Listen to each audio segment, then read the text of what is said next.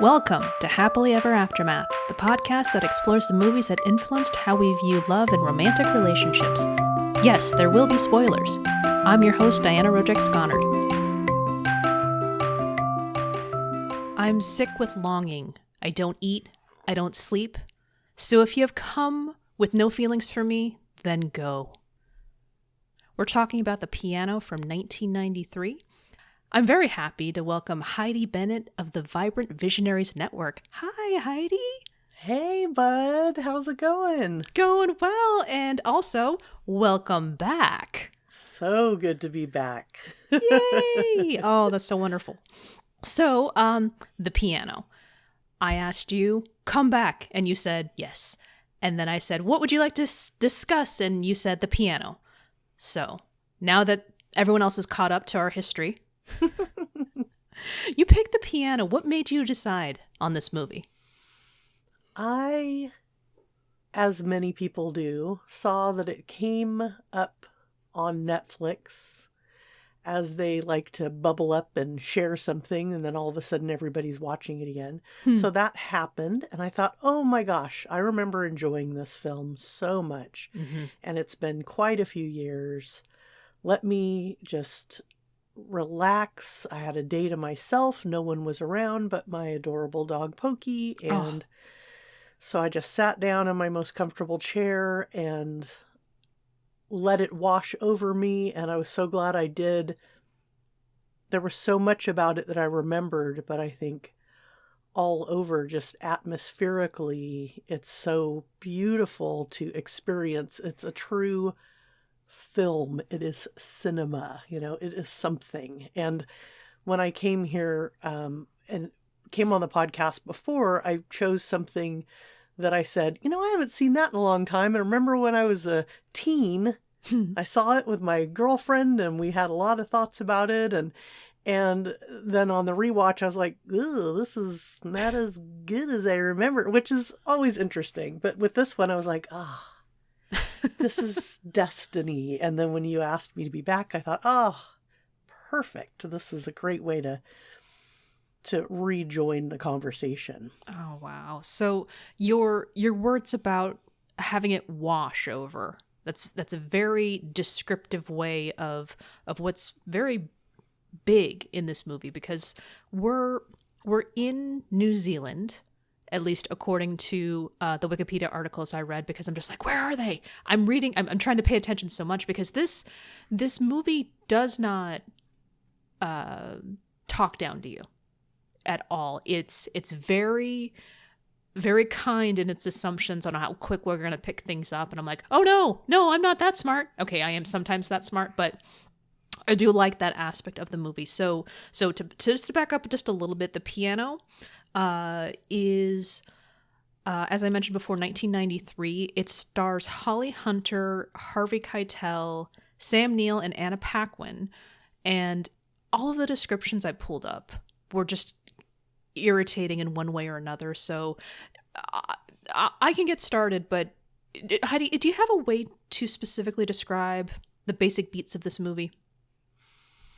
That's such a good question. I feel like, and maybe now that we've been friends for a few years, you may have picked up on this with me. I experience things, I feel like what I've recognized talking about movies, being on podcasts, sharing conversations about things, is that I tend to talk about or understand how it made me feel.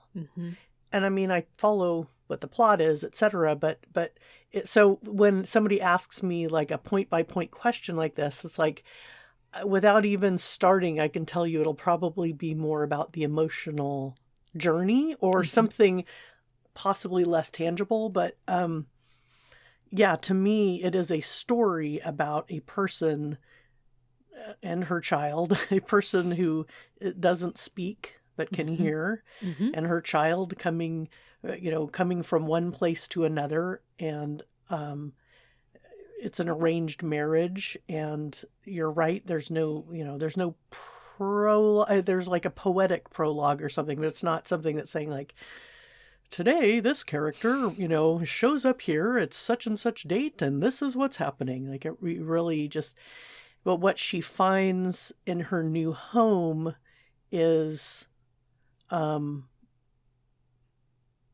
someone that she falls in love with, and there's a happily ever after. Mm-hmm.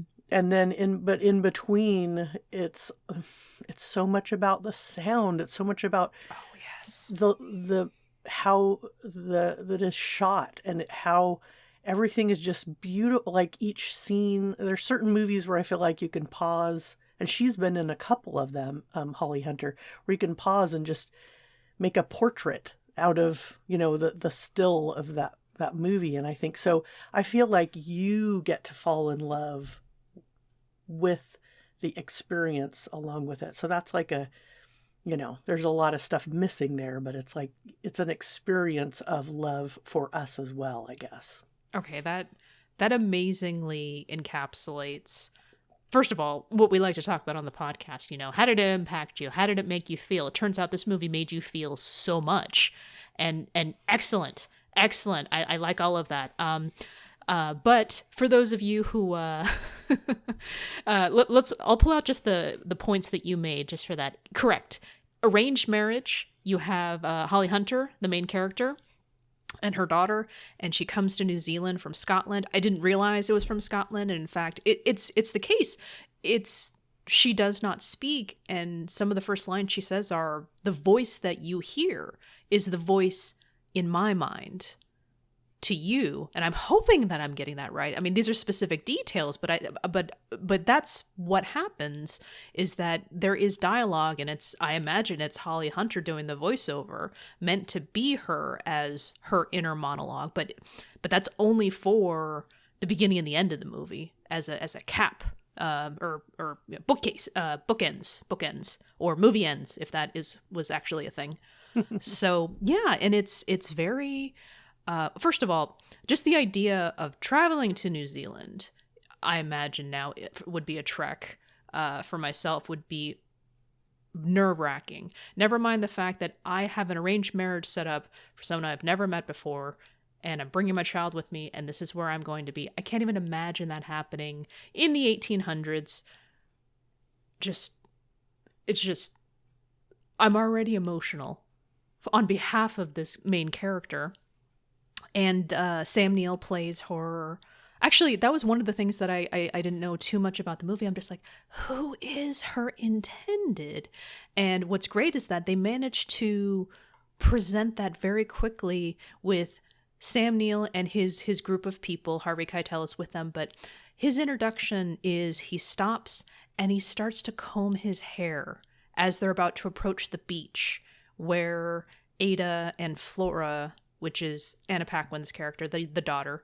And I'm just like, there's so much happening in just that scene. There's like I can't even begin to describe it, but I bet you if I sat down and really thought about it, I could talk about his emotions coming through in just that 10 seconds.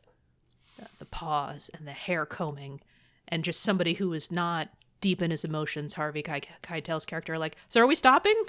We're not stopping? Okay.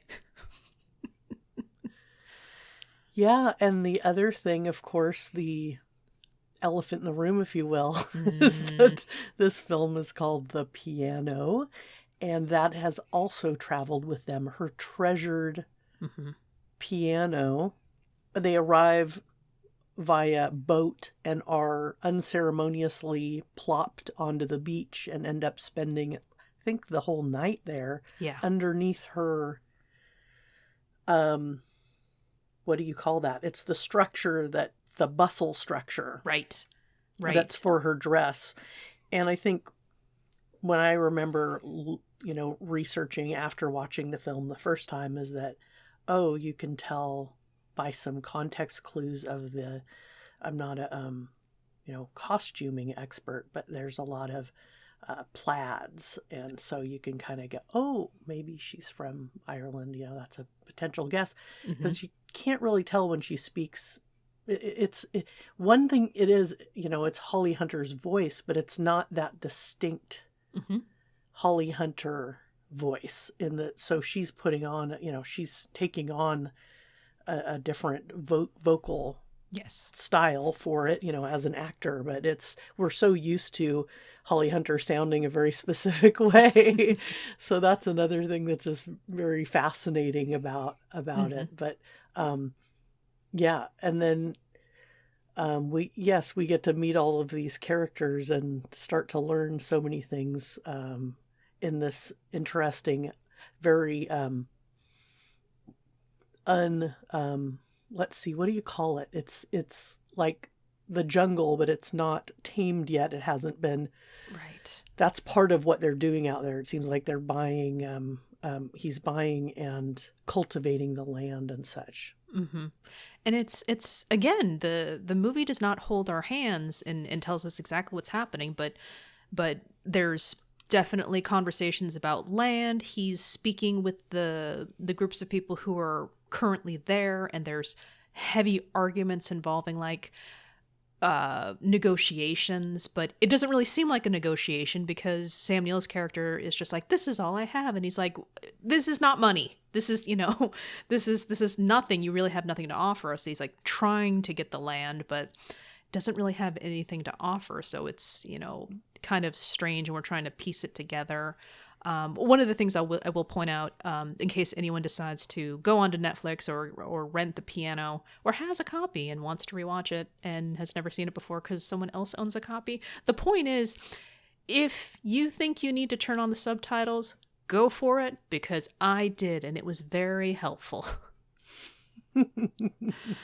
Especially with that accent you mentioned that was just like, I can do this, Diana. Concentrate really hard. 20 minutes later, all right, I'm gonna put on the subtitles. Okay, this is better. I love the subtitles. Mm-hmm. So helpful. Yep, absolutely. So one of the things that came up when I was watching this is there is definitely a distinct feel to it, especially with the music and the imagery. And the whole time, because she's using the piano as a means to express herself. That's a very, very broad oversimplification. But the things that she played, I was completely just awash in it. I mean, I can't say it without just repeating what you said. They have set us down this symbolic imagery and sound, and it's exactly that. You feel her emotions, and it's so effective. It's kind of amazing. I feel like I just need to sit and pause and really reflect on it internally, because that's what she would be doing. But that's awkward for a podcast if we just kind of sat and paused. Now, this is where we layer in a little bit of that piano, just in the background, and give a little soundscape for everybody. Did you ever play the piano? I attempted, well, let's see, when I was a little kid, I played, I'm a singer, and I can learn by ear. So like I could sing and play like, maybe a Christmas song that I knew really well or something like that. Mm-hmm. But as far as like learning a piece, reading music, etc., cannot do it. In my 40s, I decided to give it a whirl and go take lessons, and really tried. You kind of start with one hand and then get a little better, and then maybe try getting the other hand involved, and whew, cannot do it. Just really gave it the old college try and then had to hang that one up. So, well, that's still commendable going forward in the first place. So we all can't be Holly Hunter, who did various shots for that because she's been playing since she was 9 years old. Thank you, IMDb trivia and the credits. Yeah, so when I was watching this, I was thinking about the various directions it could go. And I was thinking, is this a story about an arranged marriage that turns into a passionate love affair from a set of circumstances? And then a second character is introduced, and I'm like, oh, okay, this character George Baines, played by Harvey Keitel. I'm like, oh, is this going to be this kind of movie, or is this going to be a love affair kind of movie, or is this going to, I honestly didn't know. I knew this movie had a piano. That was it. Oh, and lots of Oscar wins. So all the things I picked up from pop culture. So any initial thoughts on this particular love story we'll call for now? Just general thoughts on the love. I mean, anything you want to share. Like, is it in the realm of just like, it's something you think about with this movie? Is it not even part of it because it's an entire emotional aspect that comes from it? Gotcha. Mm-hmm. Yeah, no, I definitely think the love story is a part of it, and that can be, as we tease through this, like there's a manipulation involved. Right. There's a pact that happens, and and through that, two people fall in love. So they're I think as a young person, when I first watched this, it was romantic to me, but it's also a little complicated, but also, like, I think Harvey Keitel is incredibly charismatic and compelling and attractive and interesting. So it was, and Holly Hunter, so it's two very compelling, actors playing interesting characters. And the way it's shot, it's written and shot by Jane Campion, so it's directed by her, so it's from a woman's point of view. Yes. And so it's a little different than other things we may have seen before, as far as how two people are shot as they're making love or falling in love or any of that. So yeah, I definitely think that when I came back to it, when I rewatched it the other day, I thought, I remembered the story exactly. Like, I knew what was going to happen as far as the story. The thing that I had kind of delightfully rediscovered was, oh, I remember this, the way her, like, because she's does sign language and plays piano, her hands are a big part of this. The costumes are a big part of this because it's a period piece, and because of the location, there's all this red and green and moisture and different weather patterns, and there's the local native Maori people, and then there's some other white people of various travels and such. So there's just, it's a rich tapestry visually. And anytime she falls or moves or clutches, or, like, I feel like I mentioned before, it's like she's a moving painting almost in this. Right. And yes, she plays piano and we hear and feel her emotions through that, but she also does this very confident, sign language, using her hands with, to communicate with her daughter and to communicate with other people, but it's, through her daughter interpreting, but, like, you can tell what her mood is and what she's trying to, tell you just by the way she's, moving her hands and expressing herself through her face and everything that we all do to communicate. So yeah, my memory was a little bit more about the story. Yeah. And then I was delighted to be reconnected to the experience. Right. When I was watching, I was really hesitant with the beginnings of the interactions between Ada and George Baines. I don't know if I should call him George or Baines, but Harvey Keitel. And the whole thing that didn't sit quite right was, of course, it was a bartering situation. So the piano comes with Ada and it's left because her husband says, we're not bringing that. We're going a far distance, and the people who are bringing our things, that's just not going to happen. So it's left on the beach. On the beach, which also it's its own generic beautiful thing, but at the same time tragic, because it's, you know, an instrument, and it's her instrument, you know, and it's not just her instrument, it is a mode of expression for her. And Baines manages to speak with, what is his name? Stewart? Last name is Stewart. He's like, I will trade the piano for you for, you know, his land. And of course, because he wants the land, he's just like, oh, okay, sure. So he gets the piano back into his own thing, and he's like, he wants lessons. That's the story. And I want to ask you if there's any type of, like, how often are things said that aren't quite what they appear, which is very easy to pick up on a few things, but when that comes in there, it just feels, okay, where is this going? And obviously he has, you know, she has caught his eye, but I'm not really sure where it's going. So when the lessons get started, it becomes a very transactional situation where he touches her, and he touches her very inappropriately, and she, you know, moves away from him and all this stuff. And he's forthcoming about what he says, and he just kind of lays it out for her, like, this is what I want, I'll make an exchange with you. And for me, it was, first of all, it was shocking, to be perfectly honest, and my instinct was really analyzing the power dynamic of what was going on.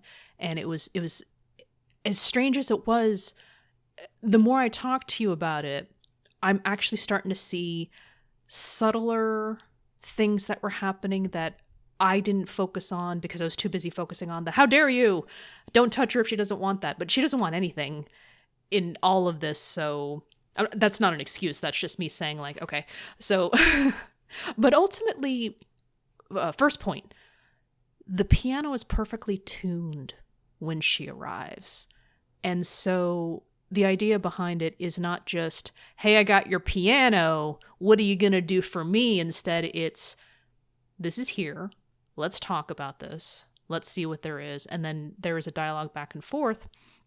And I'm not going to make Ada completely powerless in this scenario, because it's just like, I will do anything for my piano. It's not really the case, because she hems and haws and you know, really thinks about it. And then she starts negotiating harder. And I'm like, oh, interesting. So it's not just, I will do anything for her. It's just like, all right, let me really think about this. Who, you do want something from me. And so she uses it. And it's awkward to really analyze, but I'm not going to completely discount this as a complete struggle dynamic of how dare he in a full context. And it's fine if other people do. I will not poo-poo that, and I will not argue with it. Yeah, and it's interesting to listen. I knew this was the first time you'd be watching this, and like I said, oh, well, you know, what a treat, because I think it's so interesting to see how it all unfolds. And also, I think it's a beautiful movie. But yeah, so there's a couple of things there in what you were talking about. One is that I think is important, and it will be brought up in later when you ask me a very specific question. But she first goes to him and says, she asks him to take her down to the beach. Right. So she's giving, that's the first little clue of, you know, her sort of sense of power and place, and what's important to her is that she really kind of demands that she be taken down, you know, which is, like you said, it's quite a treacherous journey to go all the way back down to the beach. Right. And then when they get there, he observes her playing the piano. Mm-hmm. And we see it, maybe it's happening for hours and hours and hours. So he's seeing her, and her daughter is dancing and running around. And, you know, so it's this beautiful thing that he's witnessing. And then, as you mentioned, when he makes this bargain with Stuart, he then pays for somebody to come and professionally get the piano tuned. Mm-hmm. So I feel like that's a clue that he understands how important it is, then that it's something to respect. Right.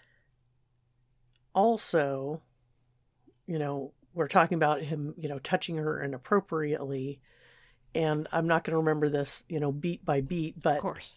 These, and it's all relative to your own, comfort level. But these first touches are like the back of her neck, her knee through a torn hole in her stockings, just simply putting his hand on her finger on her knee. So they're bold for the era and bold because it's something it looks to me like he's like testing her boundaries. Mm-hmm. No, that's accurate. And it's also bold for Diana, because Diana is just like, what are you doing? What are you doing? You just met. You need to be courting her for at least 3 to 8 months before you can touch the back of her neck.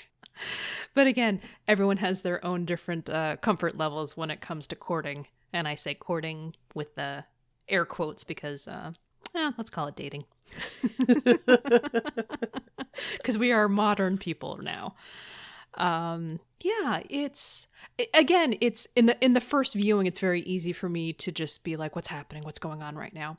But the more I hear you talk about it, I'm just like, Diana, remember certain clues and remember certain, pieces about this. Again, she had, this reaction when it came to that kind of thing. It's again, this isn't like an excuse type of thing, but I can imagine a more threatening villain in some type of more cliched type of movie where it's just like, oh, I will destroy this thing in front of you. If you don't give me what I want. Again, not an excuse for any type of thing, but I again, a cheesier version of that would just be the mustache twirling, type of thing. And here this is more nuanced, more specific. He's already paid more attention than her husband has.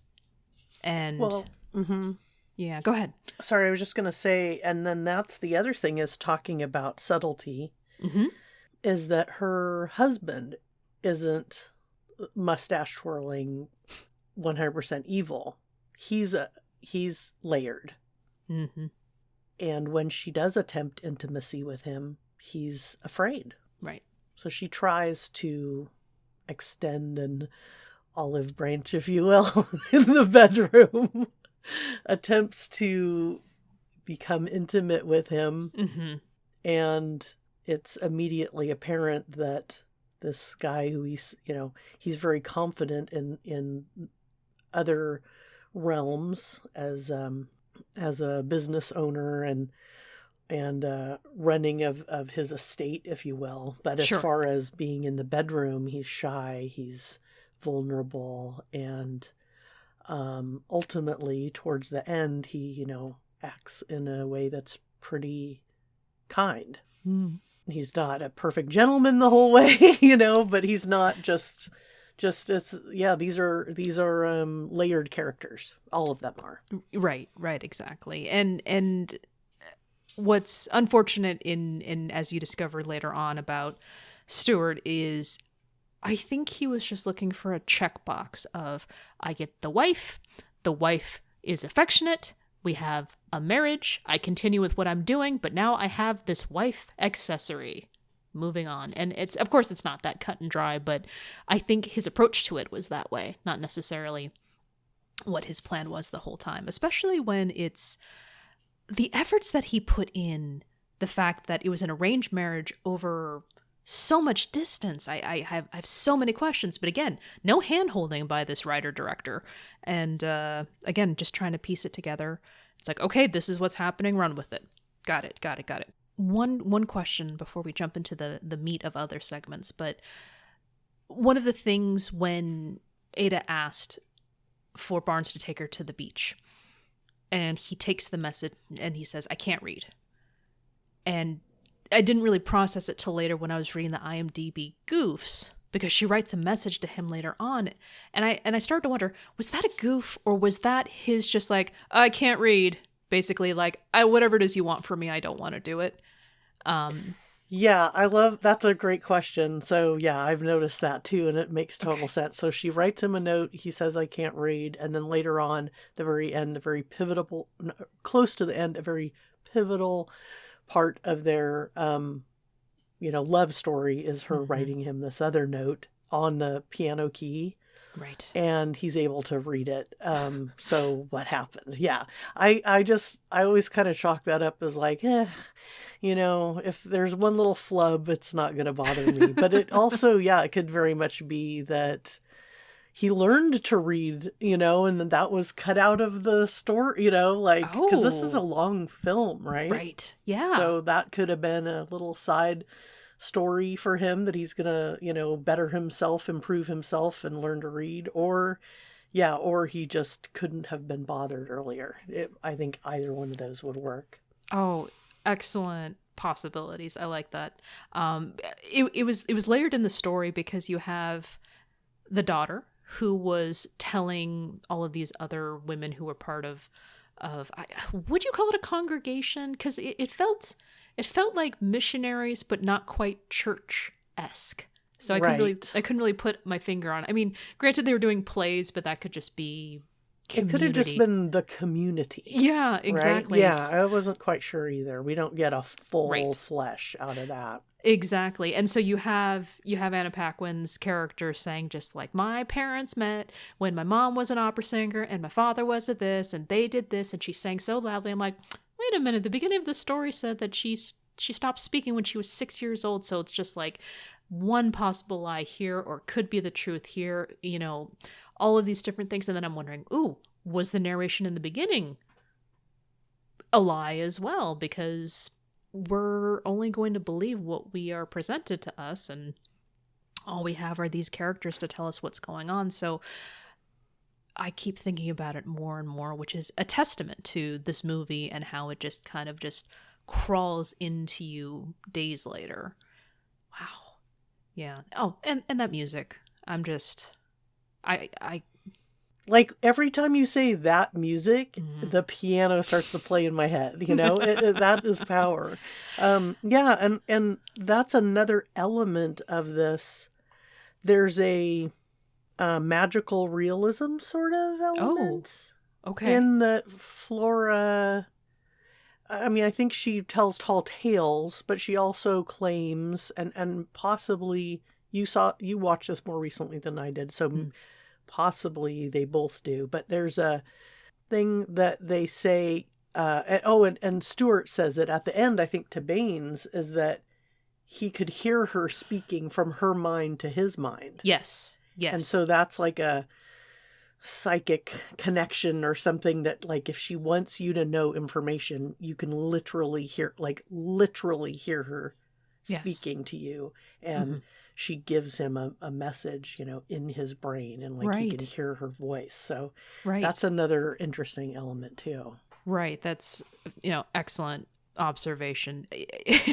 There's a lot. I mean, there's only, without telling the story beat by beat over and over again, there's a lot that's happening that really flows into, what's happening with the characters. But it's just like, oh yeah, remember that part where Alistair thinks she's speaking to him, and it actually is part of his unraveling. I mean, not just the hearing of the voice, but he catches his wife having an affair, wife that all he just wants is some line of affection, and even from that, I think he's more angry at the fact that he thinks that she may have spoken to Baines, and that is something that just kind of drives him a little bit harder than just even the physical aspect of the affair. So it's just, wow. It's like he's more jealous of a potential, emotional betrayal rather than sexual. Yeah, interesting. Right. This was not part of his checkbox plan, unfortunately.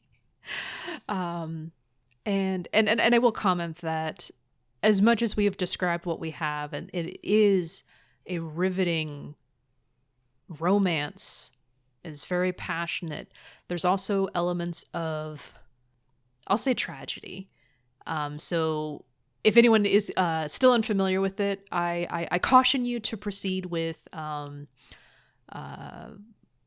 well, when I was watching it the whole time, I'll say this, like I was tense the whole time, because to me there was something in the way the music continued and the way things progressed. All I could think of is this going to end horribly in some, Romeo and Juliet style, not as melodramatic, but in some sort of dramatic way. And I will say, I mean, it is an Oscar winner, so I know a lot of the Academy really likes that tragic stuff, so couldn't tell. But at the end, it was just like, oh, wow. I feel very toyed with emotionally, and that's the mark of a good movie. I mean, toyed with is my words, but apparently for some people, that's a good experience. I'm talking to you people who like to go into haunted houses. But ultimately, excellent movie, amazing story. Lots of things tugged at, but at the same time, you'll come out of it with lots of things to really chew on. Alrighty. So then, you alluded to it. I'll ask it outright. When did they fall in love? I do feel like he fell in love when he saw her play the piano the first time on the beach. On the beach? Okay. With her, I think it's a little trickier, but obviously she fell in love with him at some point. I mean, they start making love. There's a breakdown in their relationship, and she, wants to have him back. So somewhere in there, I'm not super specific. Like I don't have like at minute blah, blah, blah, that happens. But I also feel like it doesn't, I know it's one of your questions, but it's also like, it just happens. Like we don't get like a ding, like, yeah. I mean, what did you think about that? Again, there's so many actions that could speak to it. I always like to make it where it's just like, if my guests come in and think that I want a timestamp, that's sweet. But if you don't have a timestamp, I'm not gonna chastise you. In fact, if anyone has listened to more than 2 episodes, I'll just be like, it happened off screen. We didn't see it. Because sometimes it's really hard to tell with the story that we have. But honestly, I want to say it was when he was putting his saddle on his horse and had already told her no, pause, and then smash cut to them at the beach at the piano. And I'm like, what happened? anyone who wanted to just say no, and it's just like, and you move on. It's like, no, it happened at the beach. Oh, it's there.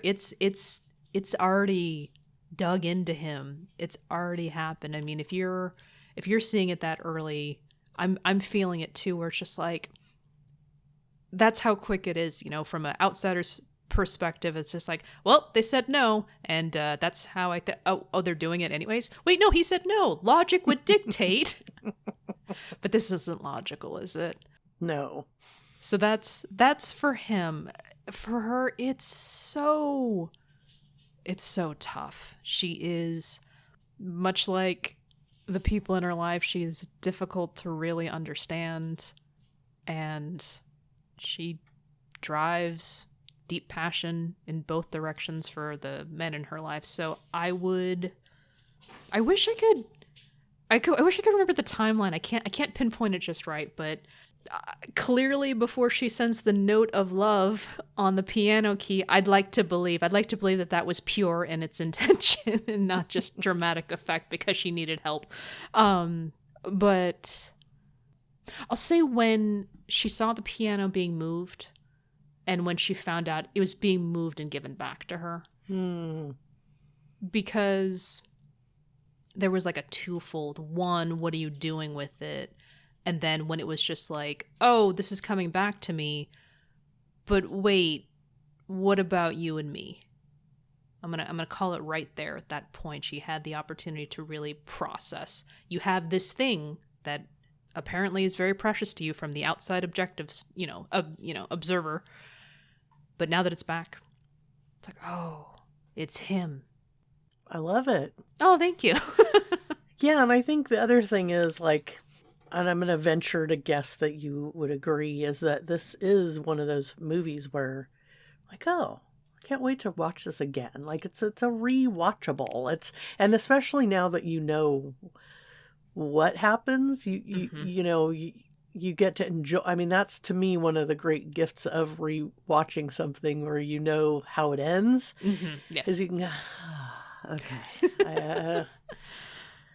There's going to be some tension, but I know where it's heading. That's exactly right. Number one, this time when I watch it, I won't be as clenched because I know what will happen.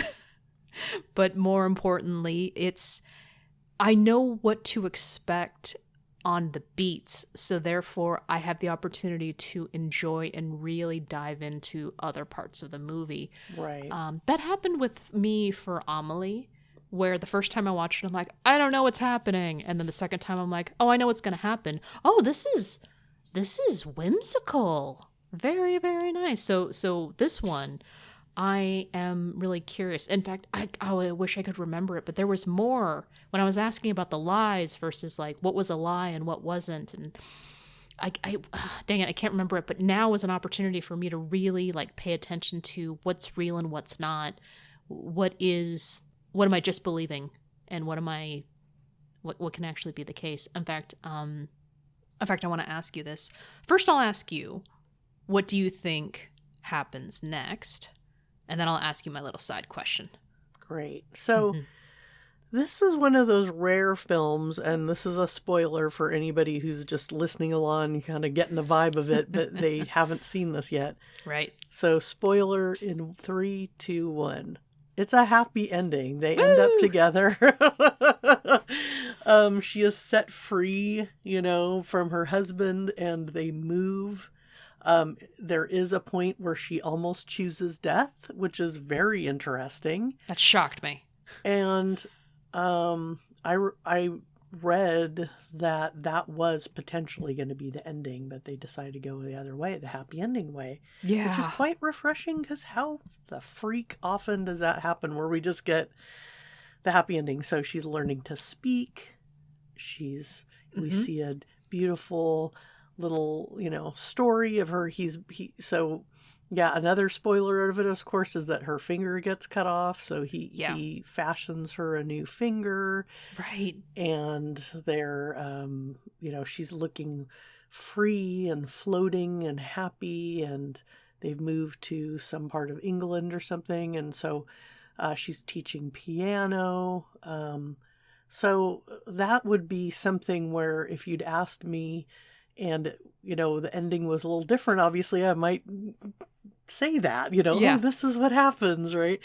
So it kind of does it on its own. So I kind of struggled with this part of it, this question. It just, I do feel like I'm an optimist, and I feel that, she finds her voice, and that it's a happily ever after ending. But I don't have like and then they move here, and then they do this, and then they do that. I just feel like more of this, this plus. Oh, that's great. Continued confidence, continued happiness, continued deepening of the relationship. Sure, they have little, squabbles and here and there like anybody would, but that I just think it's, dancing and joy and music and success and prosperity and all that good stuff. Right. No. That's.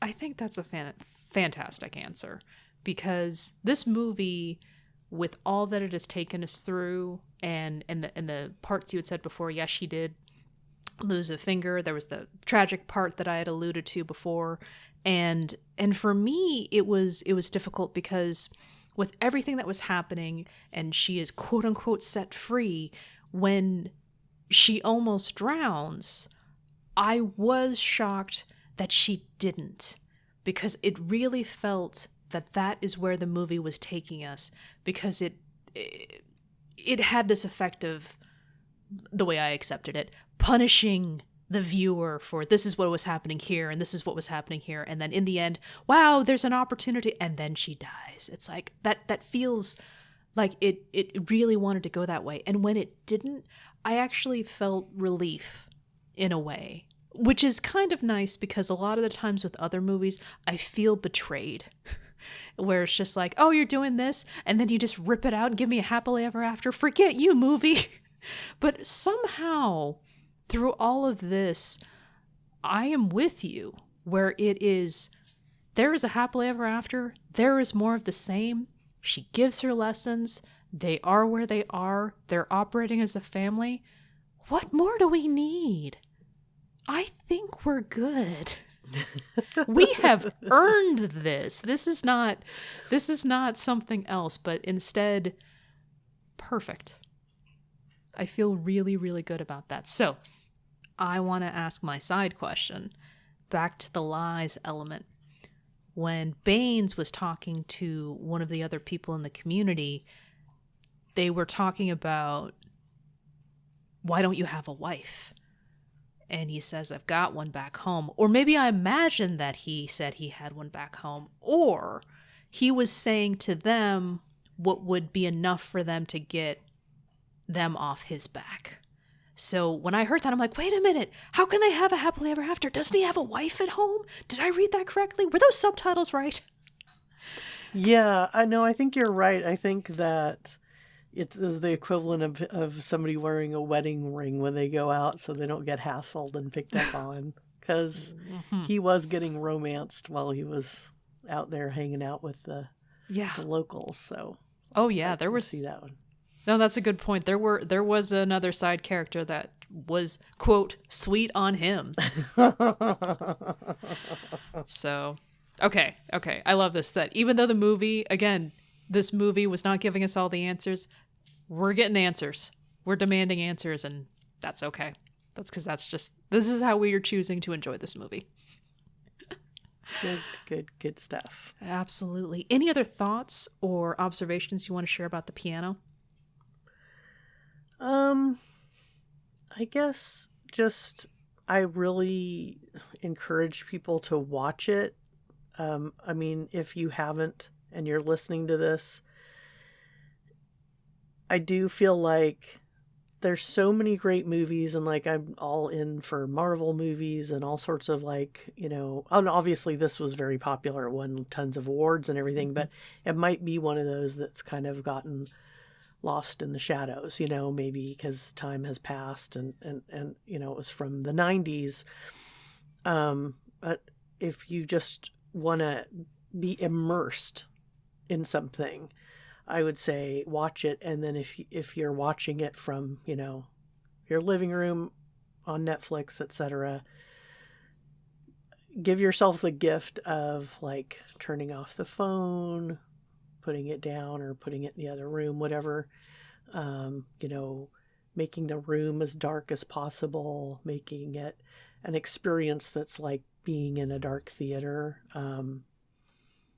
I don't remember if I saw this in a dark theater at first, but it wouldn't surprise me. When I was back in the 90s, I was an avid go check out a flick kind of a person, but I also rented a lot of movies. I'm sure I saw this with my friend Amy, who I also saw the other movie with.